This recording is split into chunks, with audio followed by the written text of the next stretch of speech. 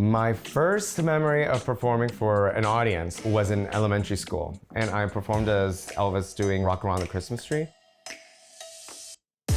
And it kind of ignited that light in me. I knew that I loved performing, but I didn't necessarily know that could be a career until later on, until I was in high school, and then I started figuring like, ooh, this could potentially be it. Ladies and gentlemen, how are we doing tonight? My name is Cesar Villavicencio. I'm 36 years old, and I make about $70,000 a year. I live in New York City, and I'm a drag queen.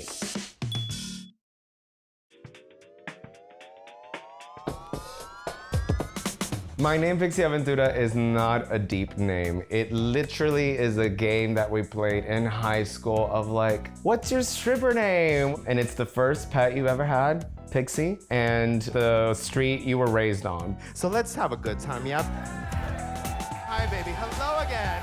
Hi, darling.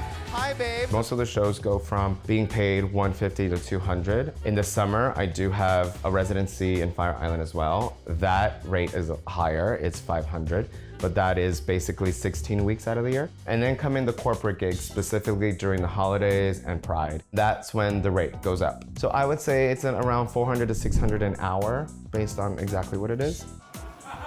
Thank you. Thank you for attending my Zumba class at Lincoln Center.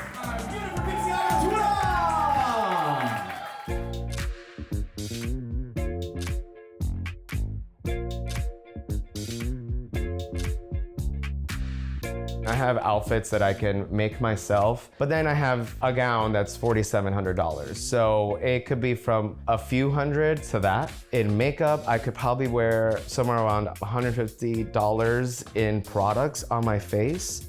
Wigs can run from $150 to $300. It depends on like if I buy it and I style it or if somebody else does it. Then we have shoes that are constantly being used at all of my events, which also run from $150 to $200.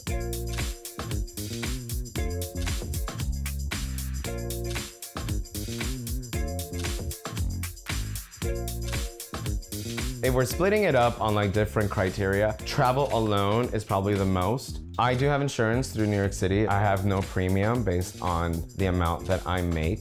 I do have a life insurance that's actually fairly new. I also do have a SEP IRA account, and $150 is going into that a month.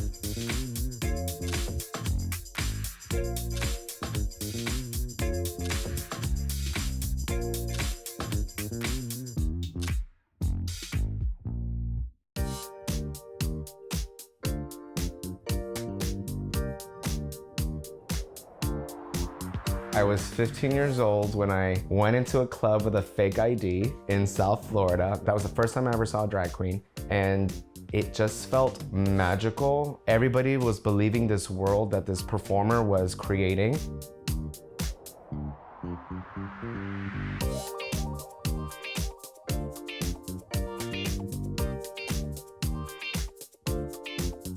The first year moving to the city was rough, and I like to say that for anybody that moves here for the first time, even if they have a job coming in, it's still rough. The city knocks you up a bit. I would get to the end of all my auditions, but I would be cut right at the end. I felt like I was trying to fit myself into this hole that was already pre-made with my different identities of being Latin, of being queer. And then drag just came knocking on the door with just random people that I would meet, and eventually I started doing it in the city.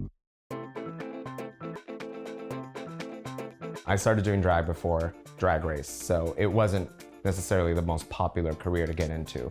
At first, I think it was just a way for me to have control over my artistry and my creativity. And as time went on, I realized that it was more than that. By 2014, I had 3 shows, and I was asked to do a 4th show, and that's when I decided, okay, this is it.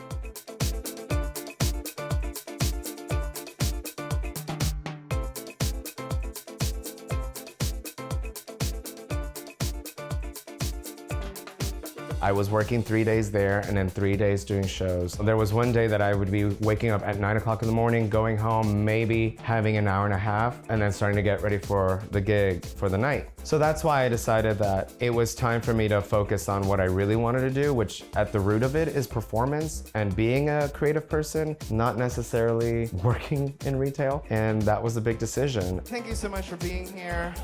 Thank you so much for bringing 10% of your brand sales because I brought 8. Welcome to my home. I moved here in 2021 in August, and I said, enough. I'm gonna make this a home for me. I know it's rent, but I'm gonna make it a home. And follow me now to the treasure trove. This is the envy of any woman in the Upper West Side, but this is my drag room full of outfits, heels, and wigs everywhere you look, but it's all organized, rainbow coordinated for my own sanity. That's what I like to call my little makeup store. These are lashes and liners. This was a commissioned piece by my friend that actually helped me organize this room. And it has all of my inspirations. There's Cesar Rivera, Robin Williams, Whitney Houston, Lucille Ball, Freddie Mercury, and my first drag queen ever, Bugs Bunny. One would think that a drag queen lives a glamorous life because of all the glamour that's involved with it. But a lot of it is just being at home and resting and trying to figure out what's gonna happen during that night. Usually I wake up around 11, which might sound late for most of 9-to-5ers, but if you think about it, my body has calmed down and wind down by 3:30, 4 o'clock in the morning, so it kinda balances off. While I'm doing that, I figure out what I'm performing that night, what I'm gonna wear, if I'm gonna work on some music.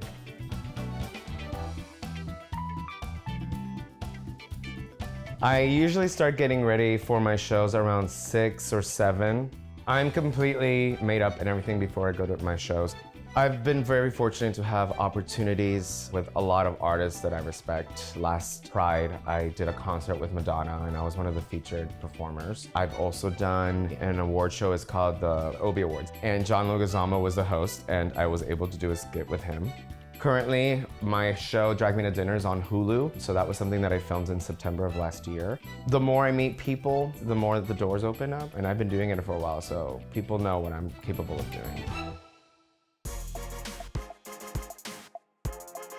If it were up to me in the next 5-10 years, I would probably say leaving nightlife and continuing higher level stuff, maybe more theater, more TV and film. As of now, I think any financial goals would probably be buying a house with my parents. It's not necessary, but I would love to go into it with at least having 30,000, 50,000 to like put into a house, because it's not just about buying it, it's also about making it your own. Drag has now become the cool thing right now, not just for nightlife, but for corporate America and media as well. Like if you really want to get into it, yes, learn all the tricks that you need to learn. But why are you doing it? What is your voice? Because at the end of it, you're a drag artist. What do you want to say? And what's your goal? What's the point of what you want to do?